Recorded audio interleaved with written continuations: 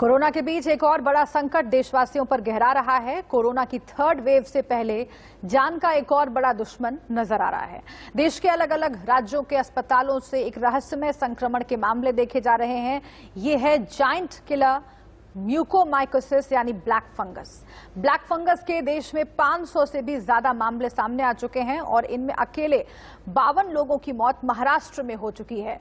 आंख, नाक, जबड़े पर अटैक करने वाले इस किलर ने अब देश में बड़ा खतरा का रूप अख्तियार कर लिया है। स्टेरॉयड, एंटीबायोटिक दवाओं के ज्यादा इस्तेमाल के कारण आईसीयू में रहने वाले मरीजों में म्यूकोमाइकोसिस यानी ब्लैक फंगस की शिकायत देखने को मिली है। म्यूकोमाइकोसिस एक फंगल इन्फेक्शन है जिसके चलते आंखों के नीचे स्टेरॉयड की एक परत जम जाती है। अगर इसका वक्त रहते इलाज नहीं किया गया तो मरीज की जान जाने का खतरा बना रहता है। देश के करीब 12 राज्यों में ये अब तक पांव पसार चुका है। हम कहते हैं CAM COVID associated mucormycosis. Mucormycosis एक फंगल इन्फेक्शन है। इसके जो स्पोर्स हैं इस फंगस के, वो मिट्टी में भी पाए जाते हैं, हवा में भी पाए जाते हैं, कुछ हद तक ये कहते हैं कि फूड में भी पाए जाते हैं। लेकिन ये फंगस जो है लो विरुलेंस है, यूजली इन्फेक्शन नहीं करता है। ये जो बीमारी है वो या तो फेस को अफेक्ट करती है, जिसको हम कहते हैं राइनो ऑर्बिटल सेरेब्रल म्यूकोरमाइकोसिस, जिसके कारण नाक में, आंख की जो ऑर्बिट है उसमें या ब्रेन के अंदर इन्फेक्शन फैल सकता है, जिससे लोगों की विजन भी जा सकती है, आंख की रोशनी जा सकती है और कुछ हद तक कभी ब्रेन में भी इन्फेक्शन हो सकता है। जब हम इसको ज़्यादा देख रहे हैं उसके कारण दो और हैं। एक कारण ये है कि कई ऐसे पेशेंट्स हैं जिनको डायबिटीज़ है, शुगर की तकलीफ है, और अगर वो कंट्रोल ना हो तो उनमें भी ये फंगल इन्फेक्शन के चांसेस ज़्यादा होते हैं। बहुत इंपॉर्टेंट कारण है miss use of steroids. Steroids जो पेशेंट्स ले रहे हैं, जिनको डायबिटीज़ हैं और साथ में कोविड है, अगर ये तीनों चीज़ें इकट्ठी मिल जाएं तो वो चांसेस ऑफ फंगल इन्फेक्शन एकदम बढ़ जाते हैं। कैसे फैलता है ब्लैक फंगस और क्या हैं इसके बचाव के तरीके, इसी मुद्दे पर इंडिया न्यूज रिपोर्टर निकिता ने किंग जॉर्ज मेडिकल कॉलेज के वीसी बिपिन पुरी से खास बातचीत की है। एक तरफ जहां कोरोना की सेकेंड वेव से जूझ रहे हैं लोग, उसी बीच में ब्लैक फंगस नाम की जो बीमारी है उसने भी कहीं ना कहीं लोगों को दहशत में जरूर डाल दिया है। अगर हम सूबे की राजधानी लखनऊ की बात करें तो यहां पर भी कई मरीज मिल रहे हैं ब्लैक फंगस नाम की बीमारी के।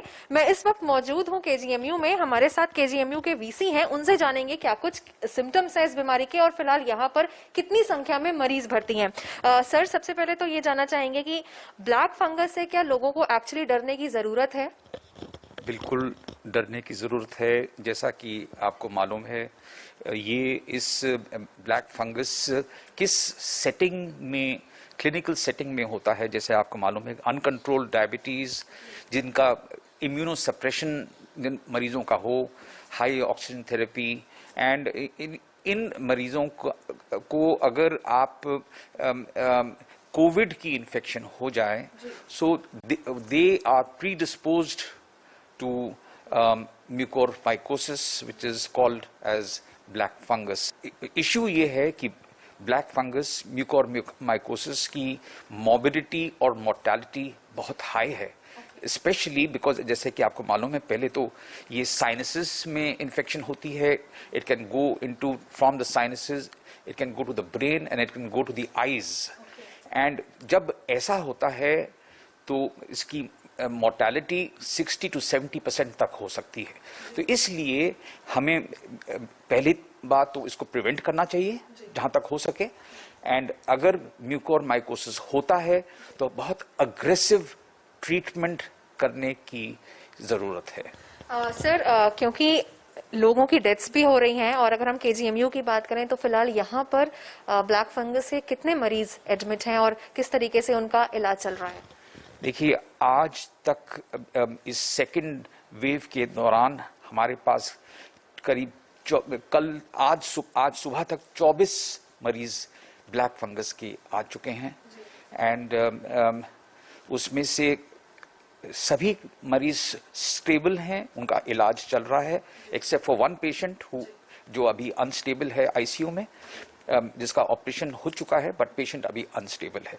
सो most of the patients are stable, जिनका हम इलाज कर रहे हैं। कोरोना संक्रमण के बाद कोरोना संक्रमित मरीजों को ब्लैक फंगस नाम की बीमारी ने अब जकड़ना शुरू कर दिया है। यूपी के बिजनौर में ब्लैक फंगस ने दस्तक दे दी है। बिजनौर में ब्लैक फंगस के 10 केस सामने आ चुके हैं। कोरोना के बीच ब्लैक फंगस के अटैक से लोग डरे हुए हैं। हालांकि डॉक्टर कहते हैं डरने की जरूरत नहीं है, सिर्फ समय पर इलाज होना चाहिए। ब्लैक फंगस के बारे में आजकल खूब चर्चा चल रही है। ये पोस्ट कोरोना पेशेंट्स में, यूजुअली डायबिटिक पेशेंट्स में, जिनको ज्यादा जल्दी स्टेरॉइड चलता रहता है, ज्यादा जल्दी स्टेरॉइड शुरू रहता है, उनमें ज्यादा कॉमन है। और आज सुबह से 2 मरीज देख चुका हूँ, तीसरे का फोन आया है। आज सुबह से भी 3 मरीज समझ लीजिए सुबह से फंगस के आ गए। लेकिन मजबूरी ये है कि बिजनौर में अभी दवाई अवेलेबल नहीं है। एम्फोटेरिसिन B इंजेक्शन लगते हैं, वो दवा अवेलेबल नहीं है यहाँ। लोगों को जागरूक ये करना चाहते हैं, एक तो बहुत जल्दी स्टेरॉइड शुरू ना किया जाए, स्टेरॉइड देर से शुरू किया जाए। बहुत ही रेयर केसेस में स्टेरॉइड शुरू करा जाता है जब चेस्ट कॉम्प्लिकेशन होते हैं। क्वालिफाइड डॉक्टर ही स्टेरॉइड लिखे और शुगर लेवल जरूर चेक कराते रहें। जो पेशेंट स्टेरॉइड पे हैं उनका शुगर लेवल नहीं बढ़ने पाए, क्योंकि शुगर डायबिटिक पेशेंट पहले से भी होते हैं और स्टेरॉइड से भी शुगर बढ़ जाता है। और घर पे ऑक्सीजन लगाते समय घर पे ऑक्सीजन अवॉइड करें, घर पे ऑक्सीजन ना लगाएं। अगर लगाना बहुत मजबूरी हो तो उसमें ऑक्सीजन में जो पानी भरा जाता है वो पानी स्टेरलाइज वाटर होना चाहिए। कभी उबाल के कम से कम उबाल के भरें या स्टेरलाइज वाटर होना चाहिए, वो नल का पानी ना भरें। और अपनी ओरल हाइजीन मेंटेन रखें, जैसे कुल्ला दस्तून करते रहें लगातार, और अपनी इम्यूनिटी बनाए रखें, यही बहुत जरूरी है। वहीं उत्तराखंड की धार्मिक नगरी ऋषिकेश में ब्लैक फंगस के मरीजों की संख्या में इजाफा होने लगा है। एम्स में 17 मरीज ब्लैक फंगस के भर्ती हैं, जबकि एक मरीज की मौत ब्लैक फंगस से हो चुकी है।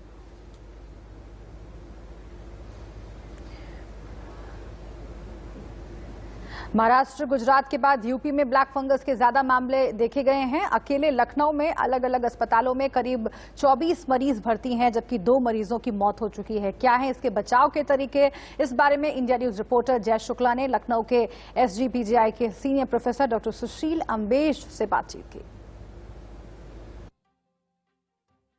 है क्या और किस तरह से इसका बचाव करें, ये जानने के लिए हम जो PGI के प्रोफेसर सीनियर प्रोफेसर डॉक्टर सुशील अम्बेश जी हैं, हम उनसे बात करेंगे और जानेंगे कि आखिर क्या है ये ब्लैक फंगस। डॉक्टर साहब, इंडिया न्यूज में आपका बहुत बहुत स्वागत है। डॉक्टर साहब, जिस तरह से इस बार देखा गया है कि अब कोरोना के बाद ब्लैक फंगस का जो काफी लोगों में डर सा बना हुआ है और 2 मौतें भी हो चुकी हैं राजधानी लखनऊ में, आखिर है क्या ये ब्लैक फंगस? देखिए, हमारे एटमॉस्फेयर में अगर हम देखें तो करीब 40 तरह की फंगस ग्रो कर रही हैं, मतलब जो अवेलेबल हैं। और ये सड़ी हुई सब्जियां या गीली लकड़ी, पत्ते, सड़े हुए पत्ते, सड़े हुए फ्रूट्स, रोटेड आयरन, उसके ऊपर ये फंगस ग्रो करते हैं। और उनमें से ये 2-3 जो फंगस हैं, इनके स्पोर्स चारों तरफ फैले रहते हैं। उनमें से एक म्यूकोरमाइकोसिस है, जिसको आप ब्लैक फंगस बोलते हैं। तो इसके छोटे छोटे स्पोर्स होते हैं जो हवा के साथ में उड़ते रहते हैं, और हम जनरली हमेशा हम इनको ब्रीथ करते रहते हैं, कोई ऐसी प्रॉब्लम होती नहीं है। लेकिन जो पेशेंट्स इम्यूनो कम्प्रोमाइज्ड हैं, इनकी इम्यूनिटी कम होती है, उनमें ये इन्फेक्शन होने का डर बहुत ज़्यादा होता है, क्योंकि ये अपॉर्चुनिस्टिक इन्फेक्शन कहलाता है। ब्लैक फंगस बेसिकली ये स्पोर्स होते हैं, जब हम ब्रीथ करते हैं तो हमारे नाक या मुंह के थ्रू अंदर सांस में जाते हैं और साइनसेस में अंदर ट्रैप हो जाते हैं और साइनसेस में ग्रो कर सकते हैं, और वहाँ पर हमें राइनोसेरिब्रल म्यूकोमाइकोसिस करते हैं, जो कि आजकल हमें देखने को मिल रही है। दूसरी हमारी पल्मोनरी म्यूकोरमाइकोसिस होती है, तो जिसमें ये राइनोसेरिब्रल माइकोसिस म्यूकोरमाइकोसिस है, उसमें होता क्या है कि ब्राउन या ब्लैक कलर का नेजल डिस्चार्ज शुरू होता है। एक तरफ फेस पर स्वेलिंग आती है, वो रेडिश ब्राउनिश कलर की होती है, और कभी कभी ब्लैक निशान भी रखती है वो। और उसकी वजह से क्या होता है कि मरीज़ को फीवर आता है, सिर दर्द होता है, फेस में भी फेशियल 1 साइडेड फेशियल पेन होता है, और सांस लेने में तकलीफ होती है। तो ये इसीलिए क्योंकि नेजल डिस्चार्ज ब्लैकिश होता है, तो इसलिए हम इसको ब्लैक फंगस का इन्फेक्शन बोलते हैं। देश में कोरोना के मामले कुछ कम हुए हैं, लेकिन मौतों का आंकड़ा कम नहीं हो पा रहा है। देश भर में वैक्सीनेशन भी चालू है और लोग वैक्सीन लगा रहे हैं। देश राज्यों में कैसे चल रहा है वैक्सीनेशन का काम, इंडिया न्यूज रिपोर्टर्स की ग्राउंड रिपोर्ट आपको दिखाते हैं। की तस्वीरें आप देख रहे हैं, लेकिन अब वैक्सीन को लेकर लगातार दिक्कतें हो रही हैं। दिक्कतें इस बात को लेकर हो रही है कि वैक्सीन लगातार कम हो रही है, सेंटर्स पर कमी हो रही है। अगर हम दिल्ली सरकार का आंकड़ा देखें तो अब तक 18+ वाले लोगों के लिए वैक्सीन जीरो थी। कोवैक्सीन अगर आप लगवाना चाहते हैं तो कोवैक्सीन अब दिल्ली सरकार के पास नहीं थी, लेकिन अब 45+ के लोगों के लिए भी वैक्सीन दिल्ली सरकार के पास कोवैक्सीन नहीं होगी। सिर्फ एक दिन का स्टॉक दिल्ली सरकार का बचा हुआ है। वहीं कोविशील्ड की बात करें तो 5 दिन का स्टॉक दिल्ली सरकार के पास में है और 18+ वाले लोगों के लिए सिर्फ 6 दिन का स्टॉक है। कि वैक्सीन को लेकर इतनी दिक्कतें क्यों? क्योंकि दिल्ली सरकार ये रिकॉर्ड भेज रही है, या दिल्ली सरकार का जो आंकड़ा है वो ये है कि कोवैक्सीन अब दिल्ली में नहीं है, सिर्फ 1 दिन का स्टॉक बचा हुआ है दिल्ली के अंदर। सर, आपने वैक्सीन लगवा ली? जी। एक सवाल उठता है क्या कि वैक्सीन की दूसरी डोज में दिक्कत तो नहीं आएगी? सर, ये जो दिल्ली सरकार एक भ्रम फैलाई जा रही है कि हमारे पास 1 या 2 दिन की सिर्फ वैक्सीन बची है, ये लोगों में एक पैनिक पैदा किया जा रहा है। तो रिकॉर्ड है ना, जो सरकार के पास वैक्सीन है उसकी सारी डिटेल सरकार जब अभी 15 दिन पहले जब ऑक्सीजन नहीं थी और सरकार ही स्टोर करके बैठी हुई, सरकार के ही कुछ लोग स्टोर करके बैठे हुए थे, मैं नाम नहीं लेना चाहूंगा किसी विधायक का या अन्य किसी व्यक्ति का, तो सरकार ये कह रही थी हमारे पास ऑक्सीजन भी 2 दिन की केवल बची है और यहाँ 600, 700 सिलेंडर भी पकड़े गए, वो भी सरकार के ही लोग थे। तो अब इसमें सरकार की क्या मंशा है ये तो सरकार ही जानती है। चलिए, ये भले ही आम लोगों की बात हो, लेकिन जो रिकॉर्ड बता रहे हैं, जो दिल्ली सरकार के पास रिकॉर्ड है, उसे लेकर चिंता है। अभी अगर हम देखें तो वैक्सीन का जो काम है, दिल्ली में करीब 45 लाख लोगों को वैक्सीन अभी तक दिल्ली में लग चुकी है। 2 करोड़ लोगों को वैक्सीन लग रही है। दिक्कत कोवैक्सीन को लेकर है कि कोवैक्सीन दिल्ली सरकार के पास नहीं है। ऐसे में जो उनके पास जिन्हें दूसरी डोज लगनी है उनको कब वैक्सीन मिलेगी, थोड़ी चिंता इसे लेकर जरूर, क्योंकि 1 दिन का स्टॉक है। हिमाचल प्रदेश सरकार ने भी आज से 18 से 44 साल उम्र वर्ग के लोगों के लिए वैक्सीनेशन ड्राइव शुरू कर दिया है। मुख्यमंत्री जयराम ठाकुर ने इसकी विधिवत शुभारंभ भी किया है। हम इस वक्त इस वैक्सीनेशन सेंटर में सुंडी एक सीनियर सेकेंडरी स्कूल में खड़े हैं, जहां 18 से 44 साल उम्र वर्ग के लोगों के लिए आज से वैक्सीनेशन ड्राइव शुरू हुआ है। लोगों में काफी उत्साह, जो युवा वर्ग है, खासकर जो नौजवान लोग हैं, युवती हैं, वो सेंटर में पहुंच रहे हैं, काफी तादाद में पहुंच रहे हैं। आप देख सकते हैं मेरे पीछे लंबी एक कतार लगी है। युवा लोग वैक्सीनेशन के लिए पहुंचे हैं, अपने आप को कोरोना से मुक्त करना चाहते हैं, संक्रमण से बचना चाहते हैं। बहुत सारे युवाओं ने रजिस्ट्रेशन करा रखा है और जिन्होंने पोर्टल पर रजिस्ट्रेशन करा रखा है उनको ही आज वैक्सीनेशन सेंटर पर बुलाया गया है। वैक्सीनेशन ड्राइव में आप हिस्सा लें, अपने को कोविड में रजिस्ट्रेशन करें। जिन लोगों ने अभी रजिस्टर नहीं करा है वो अपने आप को रजिस्टर करें। और सिर्फ एक ही उपाय है इससे बचने के लिए कि आप अपने आप को रजिस्ट्रेशन करें और आप वैक्सीनेशन लें। इससे बचने का उपाय है। सेंटर पे आज देखिए पहला दिन है, पहले दिन ही जो 44 साल तक के उम्र के लोग हैं उनके लिए पहली बार सरकार ने ये अभियान शुरू किया। जैसे जैसे ये ड्राइव आगे बढ़ेगा और ज्यादा लोग इसमें हिस्सा लेंगे और ज्यादा लोग अपने आप को सुरक्षित करेंगे। फिलहाल सरकार का यही कहना है कि सभी लोगों के लिए अभियान शुरू कर दिया है। सप्ताह में फिलहाल 2 बार होगा, लेकिन आहिस्ता आहिस्ता आगे अगर जरूरत पड़ी तो इस अभियान को बढ़ाया जाएगा। देश प्रदेश में कोरोना के पल दर पल बदलते हालातों को देखते हुए कई तरह की तस्वीरें देखने को मिलती हैं और इन्हीं हालातों पर अगर बात करें, कई तरह की ऐसी पिक्चर्स भी हैं जो कि मानवता को दर्शाती हैं। लेकिन इस बीमारी में सबसे बड़ी चिंता अगर रहती है तो वो रहती है परिवार की। ऐसे में अगर एक व्यक्ति पॉजिटिव होता है और बाकी जो है परिवार पॉजिटिव नहीं है, तो ऐसी परिस्थिति में होम आइसोलेशन की एक जो प्रक्रिया है उसको पूरा कर पाना उस व्यक्ति के लिए जो है वो ना केवल मेंटली बल्कि फिजिकली भी बहुत ज्यादा चैलेंजिंग रहता है।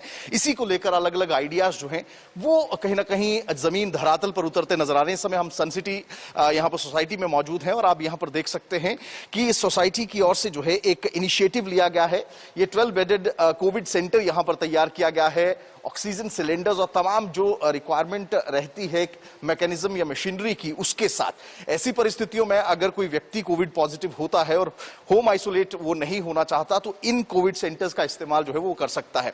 ना केवल ये इक्विपमेंट्स बल्कि दवाइयां और तमाम चीज़ों के साथ साथ मेडिकल हेल्प जो है वो भी यहाँ पर मिल रही है। हमारे साथ डॉक्टर साहब यहाँ पर मौजूद है। डॉक्टर साहब जी, ये इनिशिएटिव आप लोगों ने लिया, आपकी सोसाइटी ने लिया, आखिर क्या दिमाग में आया? क्योंकि केसेस बहुत ज्यादा राइज भी कर रहे थे। ऐसी परिस्थितियों में ये 12 बेडेड जो आपने लगाया है, कॉन्सेंट्रेटर्स हैं यहाँ पर, ऑक्सीजन सिलेंडर्स हैं, दवाइयां आप दे रहे हैं, क्या सोच थी इस पूरे इनिशिएटिव? सर, जैसे हम देख रहे हैं कि पूरे इंडिया में कोविड के केसेस बढ़ रहे हैं, सो हम देख रहे हैं कि लोगों को हॉस्पिटल बेड नहीं मिल रहा या फिर उनको एक टाइमली मेडिसिन्स नहीं मिल रही, कोई नर्सिंग केयर नहीं मिल रही।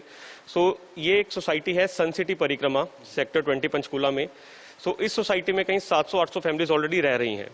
सो हमने सभी ने कलेक्टिवली एक इनिशिएटिव लिया कि why not create our own COVID isolation facility, जहां पर आपको कोई इमरजेंसी है, आपको कोई मेडिसिन चाहिए, नर्सिंग केयर चाहिए, तो आपको हॉस्पिटल नहीं रश करना पड़ेगा। आपको सारी की सारी फर्स्ट एड जो फैसिलिटीज हैं वो आपके क्लब हाउस में, आपकी सोसाइटी के अंदर आपको मिल जाएगी। सो इसका सबसे बड़ा जो बेनिफिट रहा है, सभी लोगों में एक सेंस ऑफ सिक्योरिटी आ गई है। पीपल आर, पहले जो लोगों को एंग्जाइटी हो रही थी, नेगेटिविटी थी कि हमें कल को कोविड होगा तो हम इलाज नहीं कहाँ करेंगे, हमें कहाँ बेड मिलेगा। सो वो सिक्योरिटी जो है, सेंस ऑफ सिक्योरिटी लोगों में अब आ गई है कि हमारी सोसाइटी के अंदर ही हमें सारी फैसिलिटीज मिलेंगी। नर्सिंग केयर, ऑक्सीजन चाहिए, कंसंट्रेटर से ऑक्सीजन सिलेंडर्स हमने यहाँ अवेलेबल किए हैं। डॉक्टर्स हमारे पास अवेलेबल हैं जो टेली कंसल्ट भी देंगे, और इन हाउस हमारे पास रेजिडेंट डॉक्टर्स हैं जो उन्हें मैनेज करेंगे। और ये जो सारा एफर्ट है, ये सोसाइटी के जितने भी रेजिडेंट्स हैं उनके एफर्ट से ये लिया गया है कि सभी ने, किसी ने अपनी फिजिकल प्रेजेंस से, किसी ने कुछ मेडिसिन्स डोनेट की हैं, किसी ने मॉनेटरी हेल्प की है, और ये facility by the residents for the sun city residents हमने क्रिएट की है। कश्मीर घाटी में वैक्सीन की बहुत किल्लत हो रही है और यही वजह है कि तकरीबन सभी जगहों पे वैक्सीनेशन को रोक दिया गया है, क्योंकि पिछले कई दिनों से वैक्सीन जो है वो अवेलेबल नहीं है। हम श्रीनगर के एक हॉस्पिटल में खड़े हैं जो कि यहाँ पे वैक्सीनेशन सेंटर है, और आप देख सकते हैं कि पूरा यहाँ पे काम ठप पड़ा हुआ है, क्योंकि वैक्सीन जब अवेलेबल ही नहीं है तो वैक्सीन कैसे दिया जाएगा। यहाँ एक तरफ प्रशासन जो है वो लोगों से कह रही है कि 18 और 45 के बीच में वो रजिस्टर करें अपने आप को और वैक्सीन लगवाएं, लेकिन जो ज़मीनी हकायक हैं वो ये है कि पिछले कई दिनों से जो कश्मीर घाटी में वैक्सीन अवेलेबल नहीं है और वैक्सीनेशन को फिलहाल रोक दिया गया है। और इसी के साथ यहाँ पर हम रुक रहे हैं एक छोटे से ब्रेक के लिए। आप बने रहिए हमारे साथ, देखते रहिए इंडिया न्यूज।